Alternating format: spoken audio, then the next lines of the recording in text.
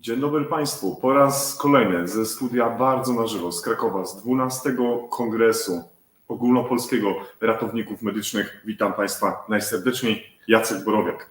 Drodzy widzowie, drodzy słuchacze, kiedy przyglądam program, który jest zarówno dla nas dostępny w wersji papierowej, ale dla Was on może być również dostępny w formie elektronicznej na stronie Kongresu, to nie wiadomo, na kogo się zdecydować. Nie wiadomo, na którą pójść sesję, nie wiadomo, którego w sposób szczególny gościa zaznaczyć w tym programie, żeby go usłyszeć. Wykładowcę, wykładowczynię, nauczyciela akademickiego, czy może praktyka, który gdzieś w zespołach ratownictwa, czy w statkach powietrznych, bądź pływających z nami się dzisiaj spotkał. I to bardzo dobrze, bo ten wybór jest ogromny i się bardzo cieszymy, że organizatorzy zadbali o tę różnorodność. Wiele osób, które znamy ze świata polskiego ratownictwa medycznego, jest obecnych w trakcie naszego dzisiejszego kongresowego dnia, a dzisiaj mamy dokładnie 18 października, ale pojawiają się osoby, które nie zawsze od razu kojarzymy, nie zawsze od razu widzimy i ja nie ukrywam, że takim gościem jest gość, którego ja poznałem przez Jacka Wawrzynka, który mi jak tylko dał znać, że mamy dla Ciebie niesamowitego gościa, niesamowitego faceta, który jak przyjdzie i opowie, czym on się tam zajmuje, to po prostu będzie petarda. Panie i panowie, Jan Piszka przed Państwem w studiu Bardzo na żywo. Cześć Janek. Cześć, witam Was serdecznie, witam Państwa bardzo serdecznie.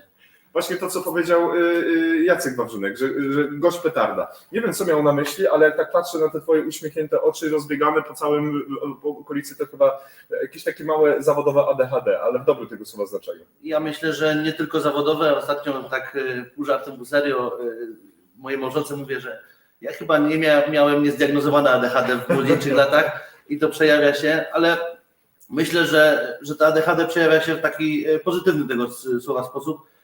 Między innymi na pracę, którą wykonujemy jako nauczyciele akademicy i szczerze nie chcę, żeby ono znikało z mojego życia i ten uśmiech też chciałbym, żeby towarzyszył mi aż do samego końca. Bardzo dobrze. Drodzy Państwo, Jan Piszka, Zakład Ratownictwa Medycznego, Wydział Nauk Medycznych w Zabrzu, Śląski Uniwersytet Medyczny w Katowicach. Zgadza się, Janie? Wszystko się zgadza jak najbardziej. Opowiedz kilka zdań. Jak to się stało, że zostałeś ratolem? Jak to się stało, że stałeś się akademikiem? Jak to się stało, że jesteś nauczycielem akademickim? Droga była bardzo specyficzna i może nietypowa. Ratownikiem zostałem z tego względu, że pochodzę, nazwijmy to, z rodziny lekarskiej. Wszyscy bardzo mocno liczyli, że pójdę na medycynę, ale ja mimo wszystko jakoś czułem, że bardzo bym chciał, ale przygotowując się do matury wiedziałem, że chemia będzie dla mnie nie do przeskoczenia. Mało tego, do dzisiaj z uśmiechem wspominam chwilę, kiedy rodzice płacili ogromne pieniądze za najlepszego korepetytora na Śląsku, a ja te pieniądze zamiast chodzić na korepetycję z chemii, to jeździłem do obecnej mojej żony na randki. Także jakieś korzyści z tego mamy. Natomiast kiedy napisałem maturę, właściwie na maturze z chemii wyszedłem po pół godzinie, stwierdzając, że i tak mi to nic nie da i swoje życie ukierunkuję właśnie jako ratownik medyczny. No i tak też się stało, że złożyłem papiery zarówno na Uniwersytet Jagielloński i też Śląski Uniwersytet Medyczny. Dostałem się i tutaj, i tutaj. No i oczywiście te krakowskie życie akademickie bardzo mnie pociągało i zdecydowanie w pierwszej kolejności mówię, że jadę na UJ, ale jakoś tak nostalgicznie rozmawiając z moim dziadkiem, który studiował właśnie na Rakietnicy w Zabrzu, uznałem, że może jednak trzeba zostać na miejscu, tutaj lokalnie, jako patriota lokalny, to we mnie wygrało. No i poszedłem studiować na Śląski Uniwersytet Medyczny. Z racji tego, że jak już zdążyłeś zauważyć, jestem uśmiechnięty i mam takie lekkie ADHD, bardzo mocno angażowałem się w życie uczelni. Działałem społecznie, działałem w różnych strukturach uczelni, od samorządów, rady uczelnianej, kolegium lektorów. Gdzie tylko mogłem się pojawiać, tam się pojawiałem. Dlatego też tak dobrze rozumiem się z Jackiem, bo mamy podobne podejście do tego, żeby być wszędzie tam, gdzie tylko się da. I w trakcie moich studiów jako ratownik medyczny już mocno angażowałem się w wolontariaty i nie podobały mi się pewne kwestie, z którymi się stykałem jako jeszcze sanitariusz, jako wolontariusz w ramach SOR-u, w ramach izb przyjęć. I w trakcie moich studiów zmieniły się władze dziekańskie i jednym z prodziekanów została pani ówczesna i obecna dziekan, pani profesor Alicja Grzanka, którą serdecznie pozdrawiam, bo ona ma bardzo duży wkład do tego, w którym miejscu aktualnie się znajduje. Została dziekanem do spraw studenckich. I jedno z takich założeń polega na tym, że dziekana akceptuje samorząd studencki. I podczas tego spotkania pani dziekan bardzo dużo mówiła o stomatologii, bardzo dużo mówiła o kierunku lekarskim, na co ja oczywiście wyrywam się, pani profesor, ale jeszcze jest zatomnictwo, ale jeszcze jest zatomnictwo, ale jeszcze jest zatomnictwo. I pani dziekan do dzisiaj to wspomina z uśmiechem. I faktycznie zwróciliśmy uwagę na to, że to ratownictwo jest bardzo mocno pomijane na naszej uczelni. Zaczęliśmy działać, zaczęliśmy zmieniać pewne sylabusy, programy nauczania, no i też pani dziekan wtedy za naradą i radą pani profesor Misiołek poprosiła do komisji Jacka Wawrzynka i tak właśnie nasze losy się poplątały. I razem z Jackiem wspólnie działaliśmy na korzyść uczelni. Po skończeniu uczelni poszedłem do pracy zawodowej, wiem, już kończę, bo dużo opowiadam, a dużo jest pytań. Poszedłem do pracy zawodowej i odezwał się do mnie Jacek i pani dziekan. Czy nie chciałbym przyjść do pracy w ramach CSM-u, ponieważ Tomek Lem buduje zespół i chcieliby, żebym spróbował dołączyć, bo zawsze powtarzam, że moim marzeniem jest praca na uczelni. No i tak się też stało, że pierwszym moim miejscem zatrudnienia był CSM i moim szefem Tomek Lem, a później już kaskadowo poszło i tylko się pozmienialiśmy statutami zawodowymi. Drodzy Państwo, norma fizjologiczna w oddychaniu to jak wiecie jest między 12 do 20. Należy wyłączyć od tej reguły Janka, bo on te kilkadziesiąt zdań, jakie z siebie wyrzucił, to myślę, że z 3-4 oddechy były maksymalnie.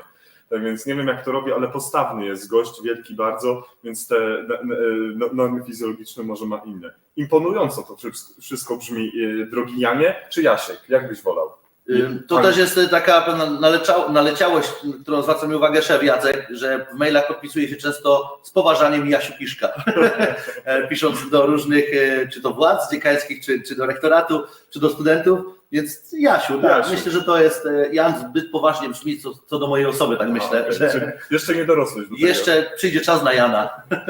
Dobrze Jasiu, słuchaj, nie ukrywam, że temat, że dzisiaj poruszył, jest takim tematem bardzo kontrowersyjnym, bo jak wielu ratowników i jak wiele miejsc, gdzie to ratownikowanie uprawiamy, to sposobów na podawanie leki, pomimo reguł, przepisów, zasad, wywodzących się wprost z farmakologii, no jest tych metod wiele i chciałbym, żebyś się odniósł do dzisiejszego twojego wykładu w 3 kwestiach. W ogóle skąd pomysł na to, żeby ten wykład taki wygłosić i przedstawić, ale z drugiej strony też chciałbym, żebyś postawił mini diagnozę stanu, w jakim jesteśmy dzisiaj, jeśli chodzi o farmakoterapię. Drodzy Państwo, tematem wystąpienia Jaśka był temat złapy czy nie, czyli o rozcieńczaniu leków według Jaśka Piszki. No i na czym stoimy i co chciałeś dzisiejszym wykładem przekazać? Może rozpocznę od tej anegdoty, skąd temat i pomysł na tytuł złapy czy nie. To słowo bardzo urzekło mnie, bo jeden ze studentów zapytał mnie, no to niech pan powie, złapy czy nie? Więc postanowiłem, że zapiszę to sobie głęboko w sercu, stąd też tytuł tego mojego wystąpienia. Skąd pomysł na to, żeby zająć się tym tematem? Tak naprawdę sprawa jest bardzo prosta. W toku nauczania akademickiego zorientowałem się, że każdy z nas, 5-6-osobowym teamie, jakim jest Zakład Ratownictwa Medycznego, czyli dosyć wąskiej grupie ludzi, zawodowców i specjalistów na najwyższym poziomie, bo taka jest moja ocena, to wśród nas jest ogromna rozbieżność rozcieńczania leków. I ten problem zgłosili nam sami studenci, którzy przyszli do nas, mówiłem to też na moim wystąpieniu, mieli zajęcia ze mną, mieli zajęcia z Marcinem Gałkiewiczem, mieli zajęcia z Damianem Królem, mieli zajęcia z Jackiem Wawrzynkiem i każdy z nas uczył ich rozcieńczać leki inaczej, jeszcze mówiąc, że poprzedni sposób jest nieprawidłowy. Więc zebrałem wszystkich w jeden krąg w naszym biurze i powiedziałem, drodzy kochani moi przyjaciele, uczymy tych samych studentów, a każdy naucza nas inaczej. To tak samo jakbyśmy uczyli ALS-ów w inny sposób. No nie może tak być, skupmy się na tym i spróbujmy rozwiązać ten problem. No i tak narodził się ten pomysł i w momencie, kiedy zacząłem go sprawdzać, zacząłem go, jak też pięknie powiedziałem, brutalnie analizować, okazało się, że wiedza na temat rozcieńczania leków jest taką wiedzą bazarową, takie stwierdzenie sobie skonstruowałem, czyli że jest przekazywana od stoiska do stoiska, od ratownika do ratownika, jak trochę taka legenda o potworze w jeziorze, który pływa i nie może tam wchodzić, bo cię zje. Tak naprawdę nikt tego nie sprawdził, nikt tego potwora nie widział, ale nie wolno wchodzić, albo należy wchodzić tylko od strony wschodniej, tak? I to spowodowało taką frustrację we mnie i mówię, muszę ten temat rozwiązać. muszę się tym zająć po to, aby w pierwszej kolejności, jakkolwiek to nie zabrzmi, skupić się na młodych ratownikach i studentach, bo dla mnie to są najważniejsi ludzie. To, że będzie miało to też również przełożenie na pracę zawodową ratowników w Polsce, to też jest bardzo ważny aspekt, ale ja mówię wprost, dla mnie najważniejszym elementem jest ujednolicenie systemu kształcenia. Czyli możemy, bazując na tym, co Jasiu powiedziałeś, możemy wysunąć taką tezę, że absolutnie nawet nie u każdego dysponenta, ale w każdej stacji, w każdej karetce jest inaczej? Tak. I to pokazały zarówno ankiety tutaj, które zbieraliśmy w dniu wczorajszym, ale też takie, nazwałem je roboczo pre-ankiety, które wykonywałem za pomocą telefonu komórkowego, wybierając grupę wyjątkową, bo grupę ludzi, których uważam za naprawdę wybitnych ratowników na Śląsku i też w Polsce. I okazało się, że wśród ludzi, których darzę ogromnym szacunkiem zawodowym, tutaj już znowu jest rozbieżność. Powiedz mi, jakie są wnioski najważniejsze z tych ankiet, bo ja też tę ankietę wypełniłem, bo byłem wczoraj na warsztatach, drodzy Państwo, o mechanicznej wentylacji od A do Z, którą prowadzi m.in. Jacek i Wojtek. Ja tę ankietę również wypełniłem, napisałem też, jak to wygląda z mojej strony, od mojego dysponenta. Jakie najważniejsze wnioski w tym momencie już można pobieżnie, jakie wysunąć wnioski, bazując na pobieżnym przejrzeniu tych ankiet? Znaczy, wnioski mamy jednoznaczne. Nie ma żadnej zgodności co do sposobu rozliczania leków wśród ankietowanych osób, czyli tych 146 ankiet, które udało nam się zebrać, plus te 42 osoby, które wcześniej, tak jak mówiłem, zrobiłem tą ankietę i wydzwoniłem. Nie ma żadnej logicznej zgodności między tym, jak ktoś rozcieńcza leki. Często pojawia się takie hasło w medycynie ratunkowej i w ramach zespołu ratownictwa medycznego, protokoły lokalne. I te protokoły lokalne mają, widzę, również ogromne przełożenie na to, gdzie kto pracuje i w jakim nawet regionie Śląska pracuje. No bo wiadomo, że specyfika wyjazdów różni się i też jest mocno uzależniona od tego, gdzie pracujemy. Natomiast to, co mnie mocno zainspirowało również w tych ankietach, to co wyciągnąłem jako dodatkowy element tych ankiet, to to, że bardzo często spotykaliśmy się z odpowiedzią: nie wiem, nie podaję tego leku, boję się go podawać, albo podawałem go ostatnio 6-7 miesięcy temu i nie pamiętam, jak go rozcieńczyć. Ale to też jest dobra odpowiedź, bo ktoś jest szczery tak. I mówi wprost, jak jest. Ja bardzo dziękuję ankietowanym, że byli tak szczerzy, bo dla nas to też jest ogromna wartość merytoryczna tych ankiet. Więc to znowu tworzy pole do tego projektu, do którego dążymy, czyli do stworzenia dobrych praktyk rozcieńczania leków.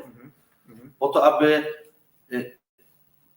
To nie chodzi o to, że teraz ja mam misję jakąś wyimaginowaną, że chcę, żeby każdy ratownik w Polsce rozcieńczał, jak Piszka każe. Absolutnie. Byłoby to piękne, ale to nie do tego dążę. Dobrze, a powiedz mi, to w związku z tym, jeżeli jesteśmy na tym etapie, mamy zdiagnozowany problem, mamy postawioną diagnozę roboczą, to jak według Ciebie i według zespołu, który tutaj żeś przywołał do tablicy, żeby się zastanowić nad jakimś rozwiązaniem tego wyzwania, tego problemu, to jak według Was, według Ciebie powinien być wprowadzony proces ustandaryzowania stosowania farmakoterapii w ratownictwie medycznym?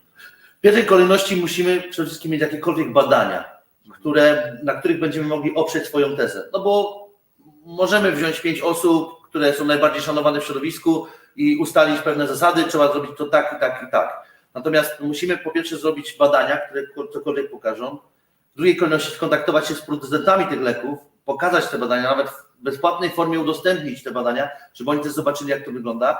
I tutaj bardzo dziękuję mojej uczelni za to, że ona tak do tego tematu ciekawie podchodzi, bo władze dziekańskie obiecały mi, że zrobią wszystko i udostępnią mi cały sprzęt, jaki uczelnia będzie tylko, jaki uczelnia posiada, po to, żeby te leki zbadać. To jest długi proces, bo tych leków jest sporo. Natomiast chcemy te leki, nie będę mówił szczegółowo, ale chcemy te leki w bardzo szerokim aspekcie i przebadać, po prostu przebadać właśnie na temat tych rozcieńczeń, czyli rozcieńczać je w różne sposoby i sprawdzać nawet pod kątem wiązań chemicznych, wiązań strukturalnych. Ja do swojej drużyny rozcieńczania leków zaprosiłem również farmaceutów, ludzi, którzy od tej strony chemicznej, tej farmakokinetycznej będą podchodzić do problemu, bo chemik ze mnie żaden, więc sam nie jestem w stanie tego zrobić, więc tak całościowo chcemy spojrzeć na problem i chcemy go właśnie rozwiązać przede wszystkim badając te leki. Czyli tak jak mieliśmy, drodzy Państwo, kiedyś drużynę pierścienia, to teraz mamy drużynę strzykawki i igły do nabierania leków. I pamiętajcie, używajmy te odpowiednie igły z tym małym filtrem, żeby tam nie wpadło, co nie powinno wpaść. No dobrze, a jak uważasz, co na etapie takich rozwiązań legislacyjnych, pewnych sugerowań na to, jak ten system powinien ewoluować z punktu widzenia tego, czym ty się zajmujesz, zarówno z punktu widzenia tych planów, ale twojej pracy w Zakładzie Ratownictwa Medycznego Śląskiego Uniwersytetu Medycznego w Katowicach, co powinno się pojawić w programie kształcenia na studiach drugiego stopnia. Co ty jako akademik, jako ratownik medyczny, jako osoba, która się tym zajmuje, co sugerujesz, co must have w tym programie Master Degree powinno się znaleźć? Temat jest bardzo obszerny, jak doskonale wiemy. Daj dwie rzeczy. Dwie rzeczy. Na pewno szeroki zakres praktyk i różnych zdobywania różnych umiejętności, które zazwyczaj niezbyt często używamy. Bardzo podoba mi się pomysł bardzo dużej ilości praktyk w ramach oddziału intensywnej terapii, anestezjologii, intensywnej terapii, procedur takich inwazyjnych, więc to na pewno. Zwiększenie kompetencji, no tutaj musimy już legislacyjnie podziałać w tym temacie, natomiast na pewno zwiększenie uprawnień ratownika medycznego, który mógłby po tym drugim stopniu, tak, jeszcze więcej chcesz dokładać w tej naszej teorii ratowniczej? Skoro już jesteśmy na takim poziomie, dlaczego nie iść wyżej? Zawsze my celujemy wyżej. A na jakim poziomie jesteśmy? Jeśli tak mówisz, że jesteśmy na takim poziomie, no to na jakim poziomie byś powiedział, no tak jak mamy skalę oceny bólu NRS, tak. Mamy od 0 do 10, 0 to brak bólu, 10 jak Państwo pamiętacie, najsilniejszy ból odczuwany przez pacjenta. No to gdybyś tak miał wstawić jakąś cyfrę między 0 a 10, to według Jaśka Piszki, to gdzie to ratownictwo medyczne w Polsce można uplasować? Wszystko zależy na jaką grupę spojrzę, natomiast... I jakie protokoły lokalne? Powiem inaczej, powiem tak bardziej po prostu po ludzku. Jeżeli ktokolwiek ze znajomych bądź osób niemedycznych pyta mnie tak naprawdę, czym wiąże się zawód ratownika medycznego i kim jesteśmy, to ja zawsze z ochotą i uśmiechem mówię, że jesteśmy grupą zawodową, która ma jedno z największych uprawnień w Europie, ale na świecie.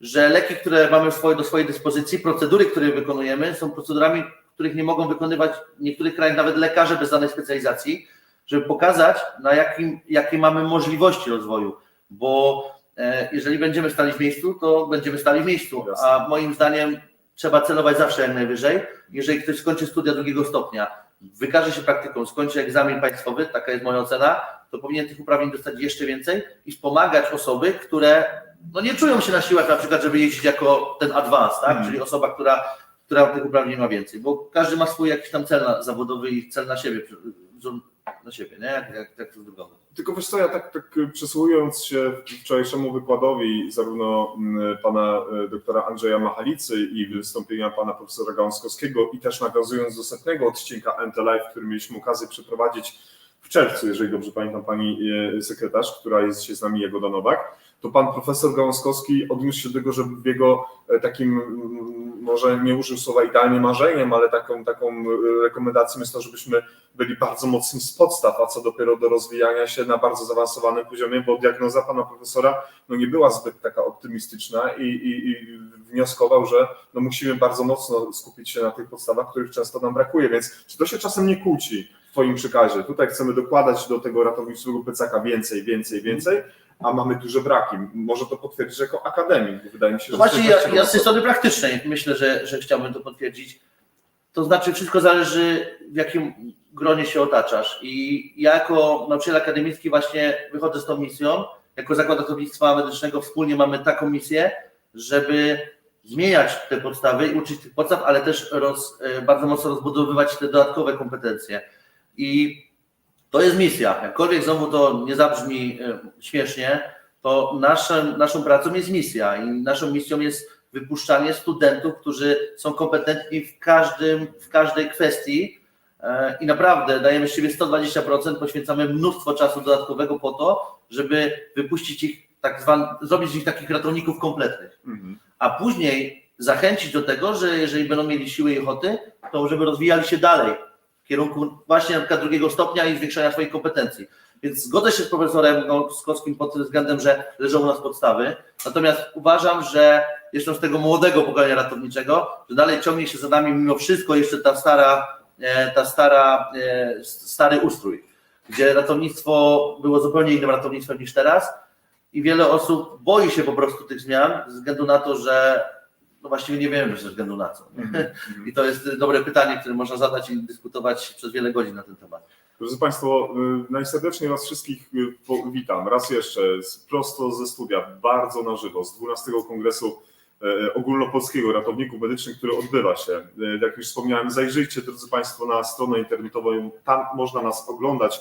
Rozmowa z Jankiem tutaj w NT Live, ale oczywiście szereg wykładów, spotkań tam na dole odbywających się są do Państwa dyspozycji. Można to w tym momencie zrobić, można to w tym momencie kliknąć, już w komentarzach za chwilkę dostaniecie Państwo od nas link do tego wydarzenia. Pozdrawiamy Was najserdeczniej, napiszcie z hashtagiem skąd nas dzisiaj oglądacie i skąd nas dzisiaj słuchacie i pojawiły się pierwsze pozdrowienia. Michał Winter, Falk Medycyna Ratunkowa. Michał był kiedyś naszym gościem i podpisał się tutaj, był nawet dwukrotnie gościem NT Live. Jest z nami również Luka Artis Studio, nasz operator, który dzisiaj wykonuje inne zadania, a z nami są panowie, którzy realizują dzisiejszą audycję tutaj na miejscu. Mogę Ci, Łukasz, zapewnić również taka sama wysoka profeska i jakościowo rewelacyjnie jak Twoje usługi. Ja wiem, że Ty jesteś najlepszy, ale nasi panowie dzisiaj tutaj też się sprawują na medal. Panowie, bardzo Wam dziękuję za Waszą pracę. Pan Mateusz Gombarczyk pozdrawia CSM Zabrze. Nasz mistrz Polski.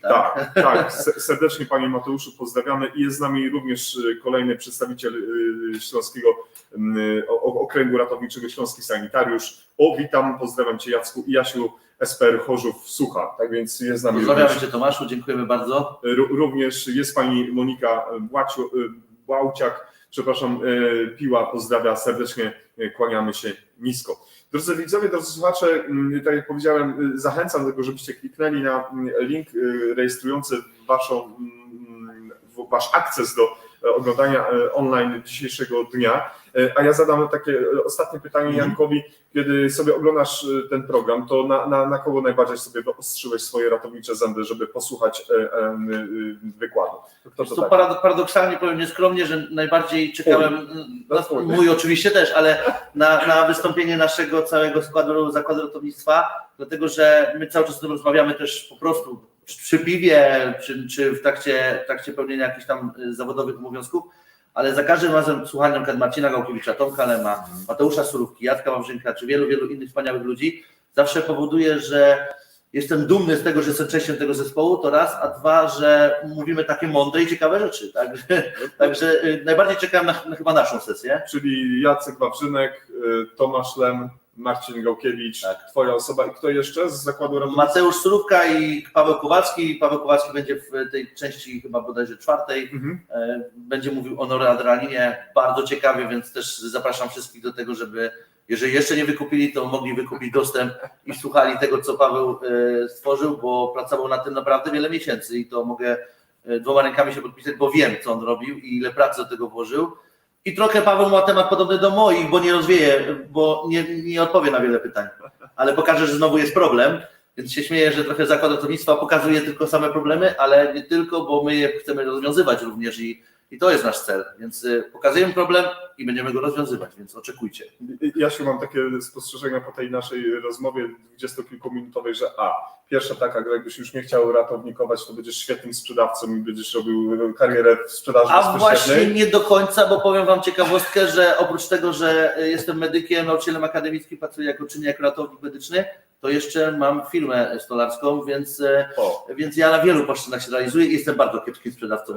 No to dobrze, ale gadane masz. Druga kwestia, może polityka, bo tutaj też ładnie się wysławiasz. A trzecia, to jak będziesz kiedyś miał ochotę dołączyć do zespołu NT Live, to czemu nie? Weźmiemy Pani Jagodo, Twoje podanie. Dziękuję za propozycję. Na biurko położysz, tutaj przejrzymy, zobaczymy. Najważniejsze, że mam wpisane, że obsługuję Microsoft Office. Co wczoraj oczywiście zostało obalone przez moich studentów podczas pomagania mi w tworzeniu wykresów, że jednak niekoniecznie. Drodzy Państwo, to było przemiłe spotkanie, trzymamy kciuki za Twoje plany. Mam nadzieję, że jeżeli weźmiecie wszystkie te wnioski, które spłynęły z ankiet i będziecie nadal nad tym problemem się pochylać, to wrócisz do nas, do NT Live z jakimiś swoimi przemyśleniami. Oczywiście. I myślę, że jesteśmy taką w miarę dogodną przestrzenią do tego, żebyśmy mogli też przekazać środowisku ratownictwa medycznego w Polsce, jakie macie plany i jak chcecie ten system trochę poukładać pod tym względem. Jasne. Czy mogę na koniec powiedzieć jedną ważną rzecz? Nawet może kogoś pozdrowić. Jak chcesz. Tak, właśnie chciałem przede wszystkim pozdrowić wszystkich moich studentów, którzy tak bardzo zawsze w cały nasz team wierzą, którzy tak bardzo nam pomagają we wszystkich eventach, wszystkich pomysłach i realizacjach, które tworzymy, bo My błyszczymy, ale tak naprawdę to wasza ciężka praca pomaga nam w tym, żebyśmy mogli błyszczeć. I też chciałem podziękować wczorajszemu teamowi moich studentów, którzy do 3:00 w nocy siedzieli, analizowali ankiety, które zostały wypisane, a co nie tworzyli statystyki. Naprawdę już niektórzy zasypiali pod ścianą w hotelu, więc bardzo wam serdecznie dziękuję i wiecie, że ten projekt, jesteście częścią tego projektu i to dużą częścią tego projektu, więc oby tak dalej. I zapraszam do studiowania w Śląskim Uniwersytecie Medycznym w Katowicach. Stolarz, sprzedawca, ratownik medyczny, wykładowca akademicki Jaś Piszka był moim i Państwa gościem z studia bardzo na żywo w ramach 12. Ogólnopolskiego Kongresu Ratowników Medycznych, który trwa. Wiedza, decyzja, odpowiedzialność to te 3 wyrazy, pod którym kryje się niezliczona ilość wykładów, warsztatów, prelekcji i przede wszystkim rozmów w kuluarach tego pięknego wydarzenia. Drodzy Państwo, kolejne spotkanie, myślę, że gdzieś tam po 12, około 12:30. Nasłuchujcie, oglądajcie, śledźcie, co dzieje się w ENT Live. To była wielka przyjemność spotkać się z Państwem. Jacek Borowek. Do usłyszenia i do zobaczenia już za moment, już za chwilę w kolejnym wejściu, jakie mamy dla Państwa przygotowane. Zatem niebawem widzimy się ponownie.